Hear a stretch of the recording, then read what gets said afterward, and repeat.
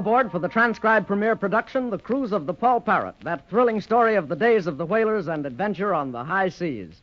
This is the story of Johnny Robbins and Sue Grange, a boy and girl who sail away on the good ship Poll Parrot on a whaling cruise that turned out to be a search for a diamond mine. With them are Captain Dalton, master of the ship, and Old Dickon, the one-legged sailor who takes care of the ship's mascot, Poll Parrot himself. Ezra Grange, Sue's brother, who, as the owner of the ship, is the man who is responsible for the treasure hunt, and other members of the crew. As we pick up the thread of adventure, it is the year 1860. The Poll Parrot is heading homeward and has stopped for water and provisions at the lonely group of islands called Tristan da Cunha in the South Atlantic. Johnny, Sue, Dickon, Captain Dalton, Ezra Grange, and several of the crew have just come ashore on the beach of Tristan, the main island of the group, and are standing on the beach looking toward the tiny settlement. This is the most beautiful island I've ever seen. Oh, that gigantic mountain that rises out of the center.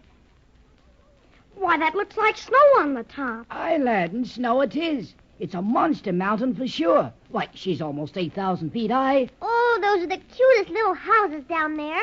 I'm surprised anyone would live so far away from anything else in the world. Aye, lass, it's about the lonesomest settlement in the world, all right.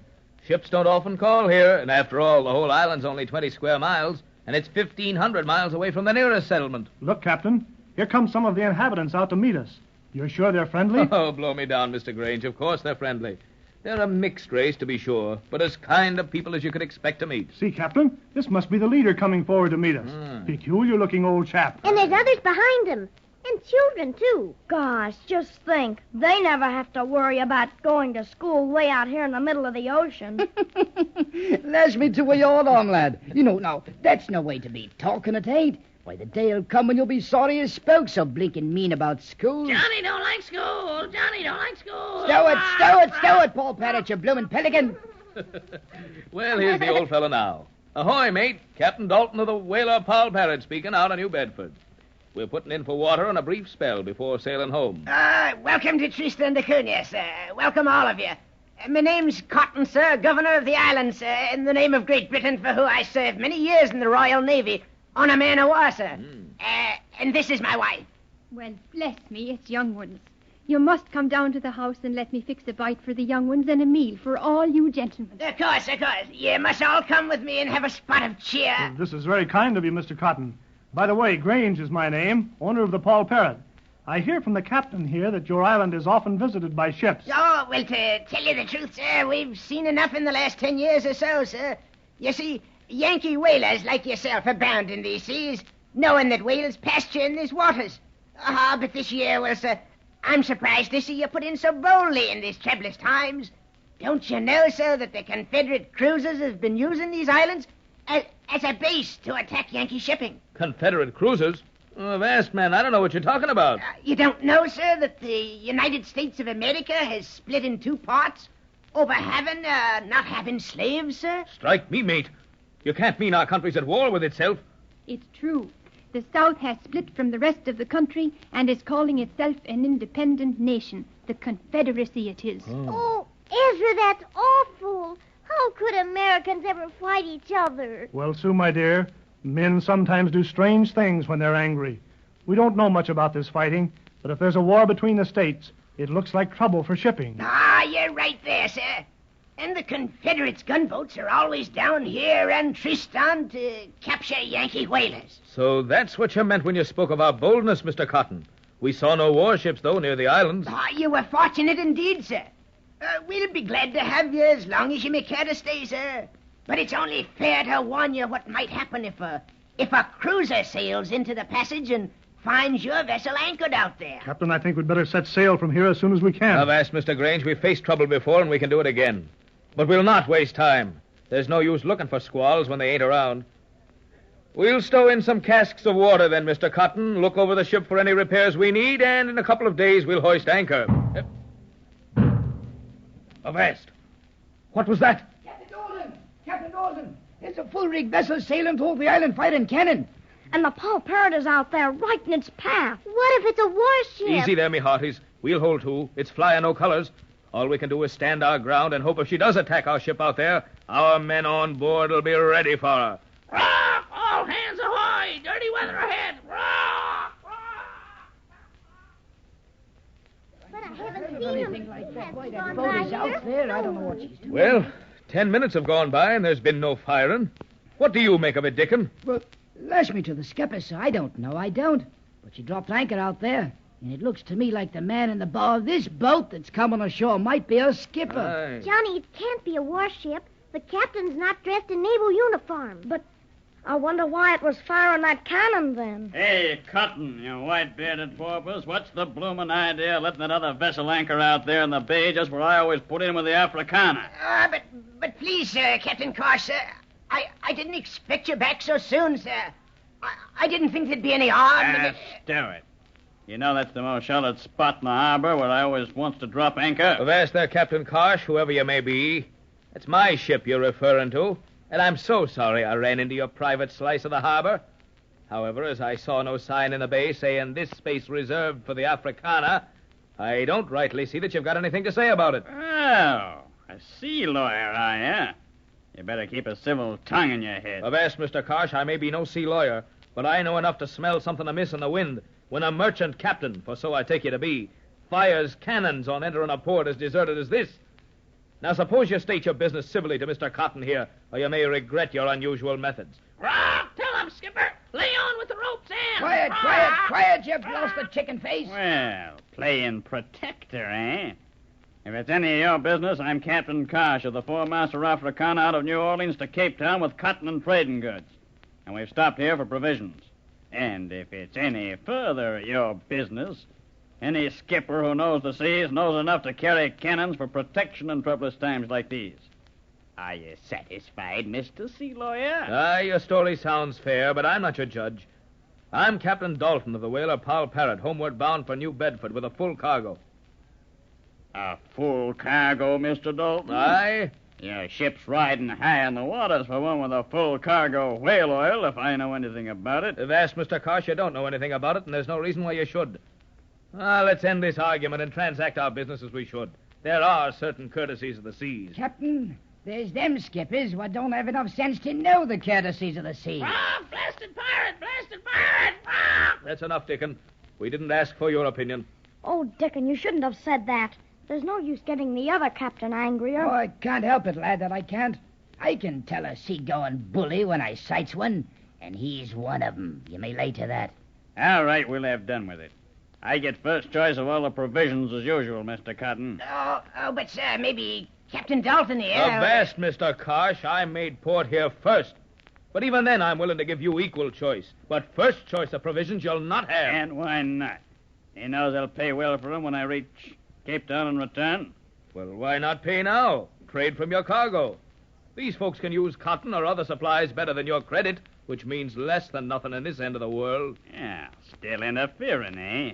I suppose you can pay for all the provisions you want in cash. We certainly can, and more handsomely than you with all your bullying talk. Oh, you can, eh?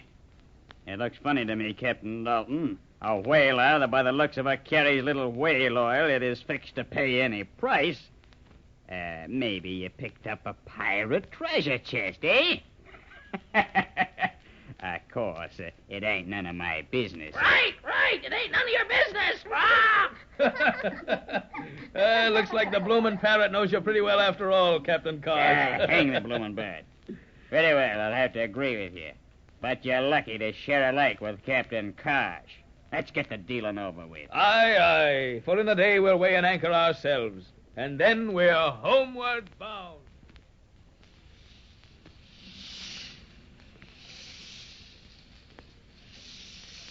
Well, Mr. Grange, looks like everything's shaping up fine now that we're leaving. There'll only be smooth sailing ahead, you may lay to that. Yes, Captain, I'm certainly happy that we're on the last part of our journey. And above all, we've seen no trace here at Tristan of what we feared most, a southern gunboat. Avast, Mr. Grange. You know how stories grow with the telling. I'll wager you we'll never see a warship all the way back to port. Here we are at the ship. Come on, you two youngsters. Up the ladder with you, Johnny and Sue. Come on, I'll give you a boost. Up you Hoist go. the whaleboat for the davits, Mr. Buscara. Step lively, men. Stand by to weigh anchor. Mr. Wainwright, send hands aloft to put on full sail. With a spanking good wind to make the most of. Avast, lash me to a yard arm. Captain Dalton, look after a moment. That blinking swab Karsh is putting on old canvas on his ship. Well, blow me down, Dickon, what of it? We knew that the Afrikaner expected to leave today, too. Aye, sir, we did that. But if you'll remember, Captain, he's bound for Cape Town, ain't he? Aye, so he is. And what of it, man? Well, sir, if he's bound for South Africa, and we're heading north for New Bedford, so help me, Captain, why is he tacking about and following us? What? Blow me down. He is swinging about. Oh, Dickon, you don't suppose he's going to give us any trouble? Well, Miss Sue, I can't say what's in the wind, lass. Oh, All I know is when the skipper of a merchantman arms his vessel with heavy guns and goes about bullying poor settlers, and then he changes his course to follow a ship, he's more likely to be a bloomin' privateer than a merchant skipper, he is. A privateer, is he? Well, blow me down, mates, with a seaworthy craft like the Poll Parrot. We'll show him our heels in short time. Ahoy! Hoist anchor! Ahoy! We're sailing! Wrong! He's a pirate! He's a bloody pirate! Wrong!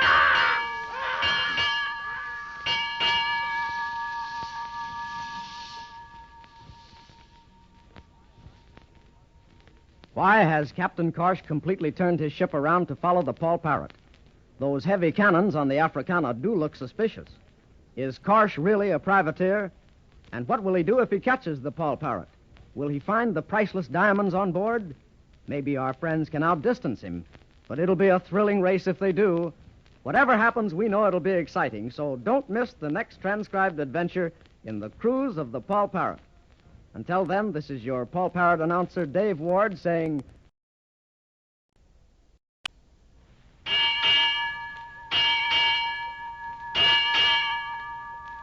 All aboard for the transcribed premiere production, The Cruise of the Poll Parrot. We're ready for another exciting adventure of the sea in our thrilling story, which takes place in the year 1860. In our last episode, Johnny and Sue, along with Captain Dalton, old Dickon, Sue's brother Ezra, and all the rest of the crew of the Poll Parrot, set sail from the islands of Tristan da Cunha on the last leg of their journey home. But while they were in Tristan, they met a very disagreeable captain of a merchantman named Karsh, who, strange to say, had his supposed merchant vessel equipped with full-sized cannon. Dickon hasn't trusted him from the start, because he thinks Karsh is really a privateer. And when the Poll Parrot finally leaves the harbor and sails north, homeward bound, the Afrikaner, Karsh's ship, puts on full sail and follows. This is doubly suspicious because Karsh was supposed to be sailing for South Africa, and also because Karsh has apparently guessed that there is a very valuable cargo on board the Poll Parrot because it's sailing home and it doesn't carry much whale oil. And of course we know there is a very valuable treasure aboard, those rough diamonds from the island of Galto. As we see our friends again, the Poll Parrot is fairly flying through the waves with the Afrikaner in what is now openly full chase, and Johnny and Sue are talking to Dickon. There's no doubt of it now anymore, Dickon. That Captain Karsh is really after us. Aye, Johnny, lad. I knew from the very beginning that swab was a bloomin' privateer. Wrong! He's a pirate! He's a pirate! Wrong! the only thing I can't understand is why Captain Dalton is running away. Blow me down, Sue. What do you mean? I mean, that is, well, it just isn't like Captain Dalton not to stand and fight. There, Sue. It looks to me as if you've had so much excitement on this trip, you're always expecting people to start fighting, it does. You know, there's times when it don't pay to look for trouble. What do you mean, Dickon? Blow me down, lass. Now, hark ye to this. The Afrikaner is twice as big as the Poll Parrot. Therefore, there must be twice as many men aboard her. Then, too, she's equipped with regular naval cannon, and all we has in the form of arms is rifles and pistols. He's right, Sue. It would be suicide if Captain Dalton just pulled up to face him and fight it out. I guess that's true, but how is it that awful Karsh hasn't fired at us if he really wants to take us? If you ask me, lass, he wants to overtake the ship, not sink it. You may lay to that. And since the Afrikaner's so much bigger than the Poll Parrot, he thinks it's only a matter of time before he catches up to us anyhow, he does. We've surely been keeping ahead of him, though. Johnny, lad, there's not another whaling vessel on the 7 seas that could have kept ahead of him as long as the trim little Poll Parrot has.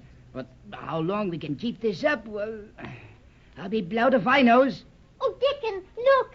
Look, he's suddenly drawing up on us. Batten down me hatch, you're right. He's got off part of a headwind, and he's creeping up like a bloomin' cat on a mouse. Well, if we have to, I'll fight with the rest of the men. Johnny, you mustn't. You might get hurt. Avast there, young'uns. There'll be time enough to think of fighting when they catch us, and we ain't caught yet, we ain't. Oh, there's a cannonball. They're firing at us. Not out at us yet, lass. That shot was across our bows, signaling us to stop. But if we don't stop, they may start firing at us and not around us. Gosh, if we only had some cannons to fight back. Oh, here comes Captain Dalton. He looks awfully worried. And he's with my brother Ezra. Mr. Grange, this is the most difficult decision of my days at sea.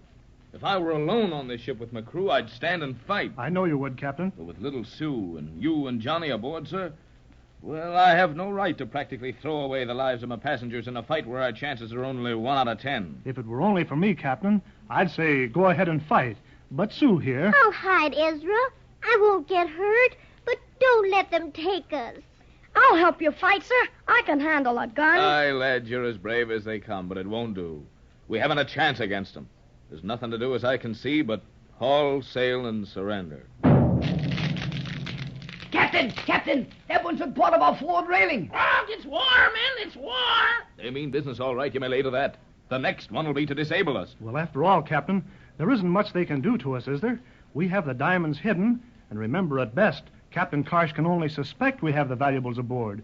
He doesn't know about the diamonds. Aye, that's true. I've been thinking that. The best they can do is board us.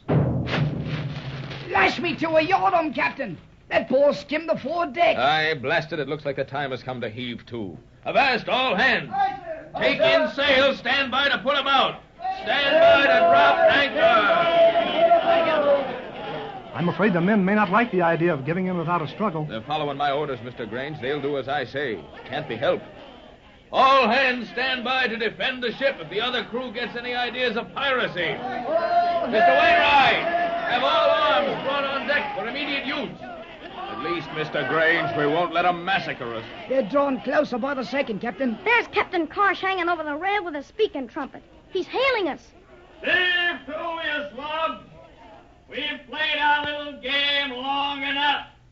Stand by for a boarding party. By whose authority? By my own authority, blast you. If you don't surrender peaceable, I'll rake that hulk of yours from stem to stern with grape shot. We'll stand by since we have no choice. But let me warn you, Kosh, my men are armed. And at the first sign of violence on your part, we'll shoot you and as many of your men as we can before you wipe us out. Agreed, Mr. Dalton. There'll be no firing by either side until you hear our terms. Stand by now. I'm putting down the doilies and coming aboard. Oh, my! What was that? More cannons? No, lass. That was thunder. From the looks of them slate-colored clouds, there's squalls ahead. Gee, that's all we need. Caught by a privateer, and then it looks like a storm ahead. The waves are very calm, though, Dickon. Blow me down, lad. Don't let that fool you. In the South Seas, that'd be the forerunner of a hurricane. Mr. Buscala, let down the rope's end and the rope ladder. The Africana's dory is hard aport. Men, stand close by the firearms. Now, don't pick 'em up, but be ready to use 'em if real danger threatens. Captain, here comes Karsh and his men up the ladder. Ah, ahoy, my pets. We meets again, eh? And how are you, Captain Sea Lawyer Dalton? Stow the talk, Kosh. Let's hear your terms. We know we're outnumbered, but it's only because I won't risk the lives of these passengers that we've let you board us without a fight. We're powerless to win from you, but if it comes to choice between massacre and honorable death, we'll fight to the last man aboard. Just so you understand. Oh, Kosh. pretty little speech indeed, Dalton. Well, my hearty, me terms are brief and to the point. Where's those diamonds? What diamonds? What are you talking about? Oh, Johnny, how did he find that out? I can't imagine Sue unless... Listen. Oh, you needn't start any fancy pretending, all of you. I can see by the look on your faces I took you by surprise, didn't I? I know all about your finding a diamond mine on the island of Goldo. I know all about your getting off the island just before that earthquake sunk it. And I want them diamonds, and I'll be on my way. You're crazy, man. You don't know what you're talking about. Come now. You'd be even more surprised to know that I've got aboard the Africana one of the men who was on that island when she sunk. You probably thought they was all dead, didn't you? Who is it? Ah, who is it, he says? Him that didn't know what I was talking about. Wouldn't you like to know? It might be one of Dirk Briscoe's crew. Oh, Johnny, it might be Red Mulhooley himself. No, lass, it ain't Red.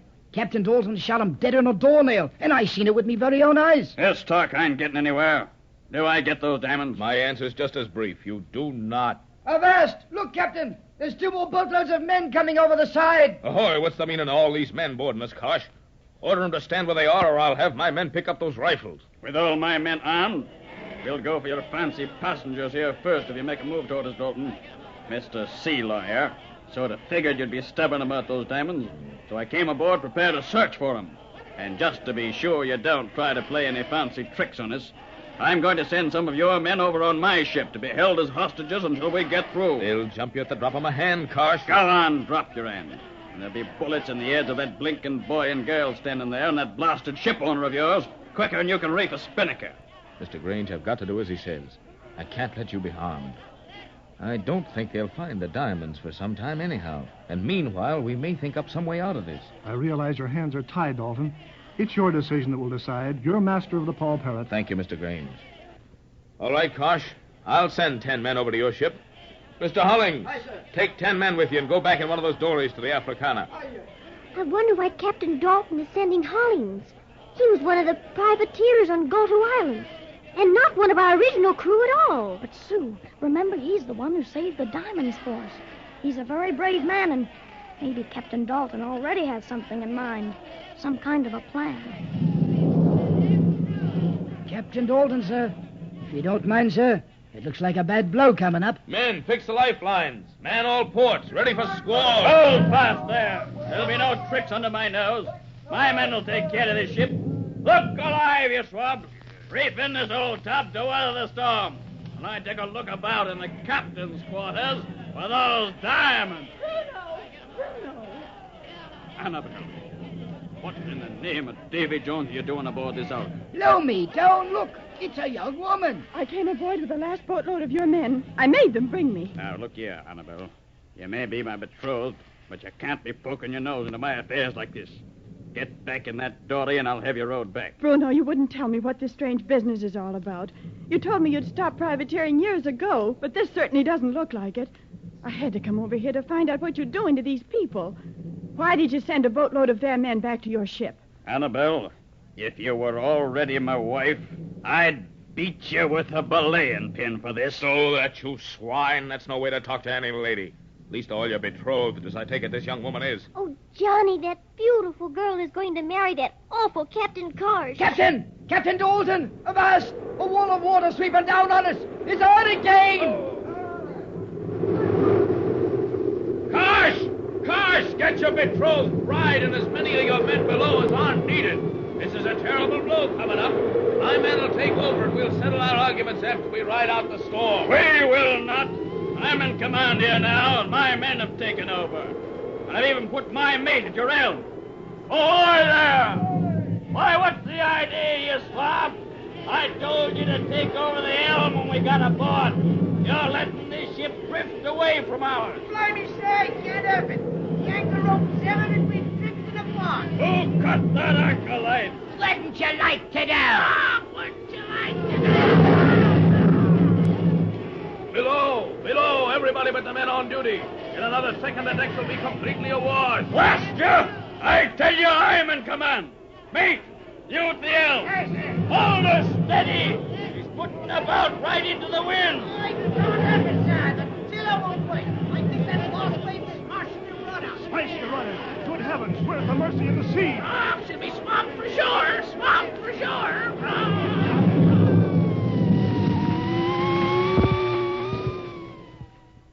When trouble comes to the Poll Parrot, it comes in bunches. First, they're caught by the privateer Karsh. They lose part of their crew as hostages. Then they get caught in an awful storm with 2 rival skippers on board and 2 crews. And on top of it all, they lose their anchor and their rudder, and if they do ride out the storm safely, what about all those other new problems? Who told Karsh about the diamonds? Who is the survivor from Goto Island aboard the Africana? Who is this lovely young woman who seems to be Karsh's promised bride? Will Karsh find the diamonds? Why did Captain Dalton send Hollings to lead the hostages to the Africana? The only way we can solve all these riddles is to listen for the next episode in the transcribed production, The Cruise of the Poll Parrot. Until then, this is your Poll Parrot announcer saying,